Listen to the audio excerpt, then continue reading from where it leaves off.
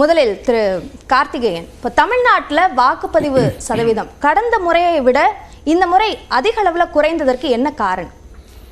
இல்லை, overall state percentage அதிக அளவுக்கு குறையில. சென்ற முறை 72%, இந்த முறை 69.4. இப்போ எஸ்டிமேட்டட் பர்சன்டேஜ் திருப்பி எஸ்டிமேட்டட் தான் கொடுத்துருக்காங்க.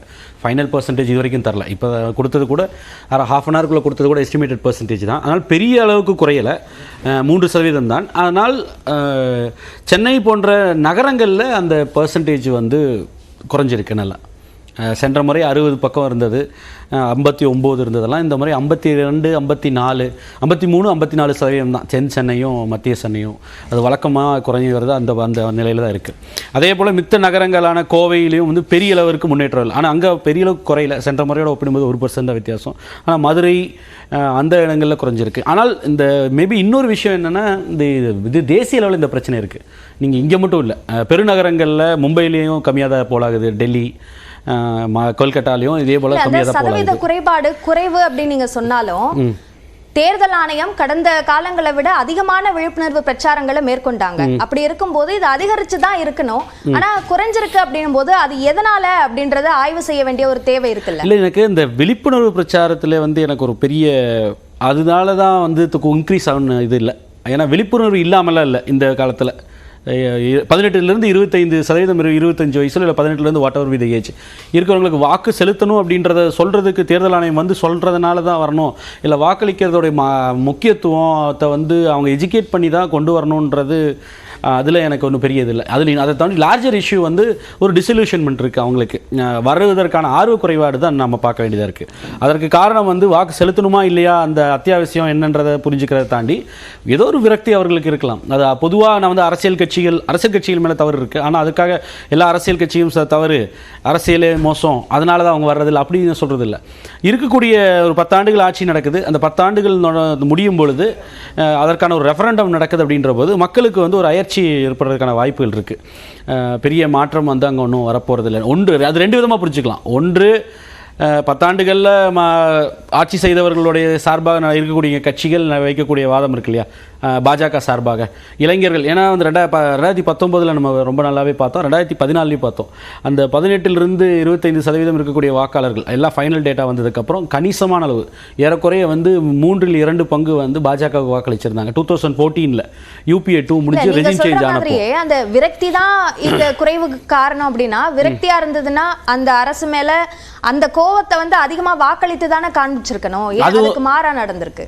மேபி அந்த சாய்ஸ் வந்து அவர்களுக்கு வந்து நேச்சுரல் சாய்ஸ் எதிர்கட்சி கொடுக்கறன்னு நினைக்காதவங்களா இருந்திருக்கலாம். அதனால தான் சொல்கிறேன், இது வந்து it good work more against BJP அப்படின்ற. நான் அதுக்கு தான் அந்த 2014 புள்ளி வரும் சொன்னேன். 70% பேர் வந்து இளைஞர்கள் இந்த 18லேருந்து 25% வந்து அவர்களுக்கு வாக்களிச்சிருக்காங்கன்றது புள்ளி வரும் சொல்லுது. அது முடிஞ்சதுக்கப்புறம் எடுத்து பார்க்கும்போது ஊடக செய்திகளை வச்சு நான் சொல்கிறேன். அப்போ அந்த எண்ணிக்கை இந்த மாதிரி இல்லை. இந்த தடவை நீங்கள் விசிபிளாக பார்க்க முடியுது, பூத்துகளில் வந்து இளைஞர்களோட வாக்கு சதவீதம்ன்றது வந்து அவங்களோட ப்ரெசன்ஸே வந்து ரொம்ப மிக மிக குறைவாக இருந்தது. அப்போ எந்த யங்ஸ்டர்ஸை வந்து டார்கெட் பண்ணணும்னு சொல்லக்கூடிய திரு அண்ணாமலை அவர்களோ திரு மோடி அவர்கள் இன்ஸ்பயர் சொல்கிறதா சொல்லக்கூடிய அந்த யங்ஸ்டர்ஸோட அவங்களுடைய அந்த ஓட்டு பர்சன்டேஜ் ரொம்ப குறைவு. இன்ஃபேக்ட் போலிங்கை விட்டுருங்க, ரிஜிஸ்டர் பண்ணது 18 வயது நிரம்பியவர்கள் வந்து இப்போ வாக்குக்கு செலுத்துறதுக்கு ரெஜிஸ்டர் பண்ணணும் இல்லையா, வாக்கு வேணும் அப்படின்னு சொல்லிட்டு அந்த எப்பிக்கு என்ரோல் பண்ணுறதுலையே வெறும் 17%, 18% தான் வந்திருக்கு. அப்போது ஒரு பிக் பர்சன்டேஜ் வந்து ரெஜிஸ்டரே பண்ணல வாக்கு செலுத்துறதுக்கு, அவர்களுக்கு வாக்கு அடையாள அட்டைக்கே அவங்க ரெஜிஸ்டர் பண்ணல. அப்போ அந்த பெரிய ஒரு அதான் டிசல்யூஷன்மெண்ட்னு சொல்கிறேன். ஒரு அயற்சியாக இருக்கலாம், இல்லை ஒரு விரக்தியாக இருக்கலாம். அது வந்து நேச்சுரலி அகெயின்ஸ்ட் பொலிட்டிக்கல் பார்ட்டிஸ் தான். அது வந்து அரசியல் கட்சிகள் வந்து செல்ஃப் இன்ட்ரஸ்பெக்ட் பண்ண வேண்டிய நேரம். ஆனால் அது எங்கே அஃபெக்ட் ஆகுதுன்னா 2014 அதை பெரிய அளவுக்கு அறுவடை செஞ்ச பாஜக இன்று இந்த முறை எங்களுக்கு இளைஞர்கள் பெரிய வாக்கு வங்கி ஆதரவு இருக்குன்னு நினைக்கக்கூடிய திரு அண்ணாமலை சொல்லிட்டு இருந்தார். அதில் அவரோட எக்ஸ்பெக்டேஷன், ஏன்னா அந்த யங்ஸ்டர்ஸ் மத்தியில் அவருடைய பேச்சு, அவருடைய செயல்பாடுன்றது ஒரு அப்பீலை கொடுத்துருக்கலாம். அந்த இன்ஸ்டாகிராமில் அவருடைய பேச்சுகள் பிட்ஸ் எல்லாம் பார்க்கும்போது, ஷார்ட்ஸ் எல்லாம் பார்க்கும்போது. ஆனால் அந்த பர்சன்டேஜ் இருக்கக்கூடிய அந்த பாப்புலேஷன் வந்து ஓட்டுக்கும் பதிவு பண்ணல அதிக அளவில், ஓட்டு அது பூத்துலையும் பார்க்க முடியல அப்படின்றது. அப்போ அவர்களுக்கு வந்து அது ஒரு பின்னடைவு. ஆனால் நீங்கள் இதுக்கு வந்து காரணமாக வந்து இந்த வெதரை சொல்கிறதுல எனக்கு பெரிய உடன்பாடு இல்லை. அதே வெதர் தான் வந்து ரெஸ்ட் ஆஃப் தமிழ்நாடுலையும் இருக்குது. இன்ஃபேக்ட் சென்னையை விட 2-3 டிகிரி வந்து அதிகமாக இருக்கக்கூடிய பகுதிகளில் ஏன் வந்து போலிங் பர்சன்டேஜ் நல்லா இருக்கு, ஏன் இங்கே அதை விட 18% குறைவுதுன்ற பொழுது அப்போ வெறும் வெதரை மட்டும் நம்ம சொல்றது இல்லை வந்து வீக்கெண்டில் வந்து வைக்க வேண்டாம், தமிழிசை அவர்கள் சொன்ன மாதிரி நம்ம ஒரு புதன்நிலை வெள்ளி வியாழக்கிழமையில வச்சா பரவாயில்ல அப்படின்னு தமிழிசை அது மட்டும் இல்லை, இன்னும் நிறைய குற்றச்சாட்டுகள் சொல்லியிருக்காங்க. நம்ம தொடர்ந்து பேசுவோம். முதற்கட்ட பார்வையை எடுத்துக்கிறேன். திரு சையத் ஹஃபீஸ், இப்போ தமிழ்நாட்டில் வாக்குப்பதிவு சதவீதம் குறைந்ததற்கும் அண்ணாமலை தமிழிசை சொல்லக்கூடிய குற்றச்சாட்டுகளுக்கும் தொடர்பு இருக்கா? இல்லை, இதில் வந்து வாக்காளர்கள் காணோம் அப்படின்னு சொல்கிறதுல வந்து அடிப்படையில் ஒரு அரசியல் கட்சியுடைய மாநில தலைவராக சொல்கிறதுல ரொம்ப வியப்பாக இருக்குது. அதுவும் 1 லட்சம் பேர் ஒரு தொகுதியிலேருந்து, இதெல்லாம் வந்து போற போக்கில் அடிச்சு விடுற குற்றச்சாட்டுகள். இல்ல, அவங்க ஓரிரு வாக்காளர்கள் காணும்னு சொல்ல 1 லட்சம், அதுதான் நான் சொல்றேன். வடிவேல் படத்துல கிணத்து காணுன்ற கதை மாதிரி இருக்குது. ஏங்க, தொடர்ந்து எலெக்ஷன் கமிஷன் ஒரு ப்ராசஸ் வச்சிருக்கு. 2 கேம்ப் நடத்தி உங்களுக்கு ஃபைனல் ஓட்டர் லிஸ்ட் வாக்காளர்கள் யாருன்றத அவங்க கையில கொடுத்தாச்சு, கட்சிங்க கையில இருக்கு. அப்ப இதெல்லாம் பண்ணி முடிச்சுட்டு தொடர்ந்து பிரச்சாரம் பண்ணும்போது எதை பத்தியும் அந்த குற்றச்சாட்டு வரல. தேர்தல் நாள் அன்னைக்கு மட்டும்தான் தெரியுது. அப்படின்னா 2 விஷயங்கள் தான். ஒன்று, தான் தோக்க போகிறோம், அதுக்கு இப்போவே ஒரு காரணத்தை சொல்லி வச்சிருவோம் அப்படின்றது. ஒருவேளை அவர் சொல்லக்கூடிய குற்றச்சாட்டு உண்மையாக இருந்தால் பாஜகவுடைய கையாளத்தணும். நீங்கள் எலெக்ஷன் கமிஷனெல்லாம் குற்றச்சாட்டு வைக்க முடியாது. இங்கே பல இடங்களில் வந்து வாக்காளர்கள், நான் சொல்கிறேன், என் சொந்தக்காரங்களுடைய 2 ஓட்டு போயிடுச்சு. அது பாரம்பரிய திமுக வாக்குகள். தாம்பரத்தில் 1300 இஸ்லாமியர்களுடைய வாக்குகள் இல்லை.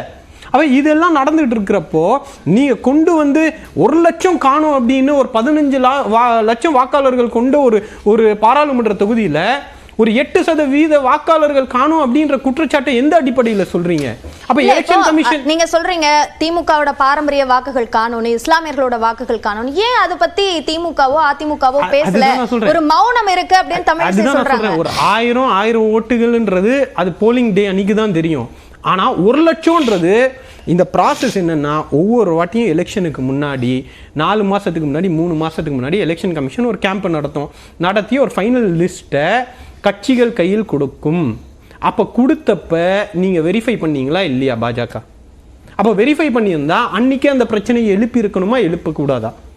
அப்போ அதெல்லாம் பண்ணாமல் தேர்தல் நாளைக்கு நீங்கள் வந்துட்டு கிணத்து காணுன்ற மாதிரி 1 லட்சம் ஓட்டு காணும் அப்படின்னு ஒரு 19 ஒரு குற்றச்சாட்டு வைக்கிறது எந்த அடிப்படையில்? காட்டுங்க, ஒரு 100 வாக்காளர்கள் இந்த பூத்தில் 100 வாக்காளர்கள் காணும் அப்படின்னு கொண்டு வந்து சாட்சியை நிறுத்துங்க. அங்கொன்றும் இன்றொன்றுமாக நடந்த அந்த தவறுதல்களை வைத்துக்கொண்டு 1 லட்சம் வாக்காளர்கள், அது பாஜக வாக்காளர்களை காணும் ரீபோலிங் கொண்டு வர்றதுன்றது அவர் தொடர்ந்து ஊடக வெளிச்சத்தில் இருக்கணுன்றதுக்காக செய்யக்கூடிய ஒரு பிரச்சாரம். அதில் எந்த முகாந்தரமும் கிடையாது. அப்படி 1 லட்சம் காணாமல் போச்சுன்னா அது சாதாரண விஷயம் இல்லை. அவங்க நீதிமன்றம் போகலாம். இத்தோட அவர் நிறுத்தலைன்னு வச்சுக்கோங்க. அண்ணாமலை உண்மையிலேயே 1 லட்சம் வாக்காளர்கள் கோயம்புத்தூரில் காணாமல் போயிருக்கு அப்படின்னு அவர் நம்பினார்னா இந்த பிரச்சனைக்கு லாஜிக்கல் கன்க்ளூஷன் கொண்டு வர வேண்டியது அண்ணாமலையுடைய பொறுப்பு. அப்படி அவர் பண்ண தவறுனாருன்னு வச்சுக்கோங்களேன், இது வெறும் ஒரு பொழுதுபோக்கு குற்றச்சாட்டாக இல்ல. நீங்க லாஜிக்கல் சொல்யூஷன் கேக்குறீங்க. அவர் கோவையில மறு தேர்தல் வேணும் அப்படின்னு அதுதான். அது நீதிமன்றத்துக்கு போறாரா? நீதிமன்றத்துக்கு போய் சாட்சியை காட்ட போறாரா இல்ல ஊடகத்திலே ட்ரையல் நடத்த போறாரா? இங்கே தான் கேள்வி வருது. நீங்கள் போய் நீதிமன்றத்துக்கு போங்க, எலெக்ஷன் கமிஷன் தவறு பண்ணியிருக்கு, 1 லட்சம் பேர் வாக்குகளை செலுத்த தவறி இருக்கிறார்கள், எலெக்ஷன் கமிஷனுடைய கையாளத்தனம், அவர்களுடைய தவறுகளால் 1 லட்சம் பேர் அவர்களுடைய ஜனநாயக கடமையை ஆற்ற முடியவில்லை, இந்தாங்க ஆதாரம் அண்ணாமலை கொடுப்பாரா? அப்படி அவர் கொடுத்தாருனா தான் இந்த லாஜிக்கல் கன்க்ளூஷனுக்கு வரும். நீதிமன்றம் என்ன பார்வை எடுக்குதுன்றது அடுத்தது. ஆனா குறைந்தபட்சம் அந்த ஆதாரத்தை திரட்டி நீதிமன்றத்தில் கொடுக்க தயாரா 1 லட்சம் வாக்காளர்கள். இப்போ ஒரு புரிதலுக்காக கேட்கிறப்ப 1 லட்சம் வாக்காளர்கள் அப்படின்னா அது எல்லாருக்கும் யாருக்கு வேணாலும் வாக்களிக்கக்கூடிய வாய்ப்புள்ள வாக்குகள் தானே. இப்போ அவ்வளவு வாக்குகள் காணாம போயிருக்கு அப்படின்னு ஒரு குற்றச்சாட்டை முன்வைக்கும் போது அதை பத்தி ஏன் திமுகவும் பிரதான கட்சி அது பாஜகவுடைய குற்றச்சாட்டு? வெறும் காத்துல ஒரு குற்றச்சாட்டு விட்டுட்டு போறதுக்கு திமுக ஏன் பதில் சொல்லணும்? அவருடைய தோல்வி பயத்தில் புலம்பிக்கிட்டு இருக்காரு. இப்போ கேட்டால் என்ன சொல்லலாம், அந்த 1 லட்சம் வாக்காளர்கள் சேர்ந்து இருந்தா பாஜக ஜெயிச்சிருக்கோம், நான் 1 லட்சம் ஓட்டு லீடிங்ல வந்திருப்பேன் சொல்றதுக்கு இப்போ ஒரு களத்தை அமைக்கிறாரு. நான் திரும்ப சொல்றேன், எங்களுக்கு அந்த மாதிரி எதுவுமே களத்துல தெரியல. நான் ஒரு தொகுதியுடைய அது போற போக்கில் அடிச்சு விடுறதுங்க. நாங்க ஒரு தொகுதியுடைய பொறுப்பாளராக இருந்தேன். ஜனவரியிலேருந்து நாங்க ஃபாலோ பண்ணிக்கிட்டு இருக்கோம் எங்கெங்கெல்லாம் மிஸ் ஆயிருக்கு, எங்க மிஸ் ஆகல அப்படின்னு. அப்போ பொறுப்புள்ள ஒரு கட்சியா அந்த வேலையை அவங்க பண்ணியிருக்கணும். நான் 2 தான் சொல்றேன். வெறும் பொழுதுபோக்குக்காக போற போக்குல தோல்வி பயத்தினால் எடுத்து விடுகின்ற ஒரு குற்றச்சாட்டா இருக்கணும். அப்படி இல்லைன்னா 1 லட்சம் ஓட்டர்ஸ் மிஸ் ஆகுற அளவுக்கு தான் பாரதிய ஜனதா கட்சியுடைய செயல்பாடு இருக்கா களத்துல? அது எலெக்ஷன் நாளைக்கு மட்டும்தான் உங்களுக்கு தெரியுமா?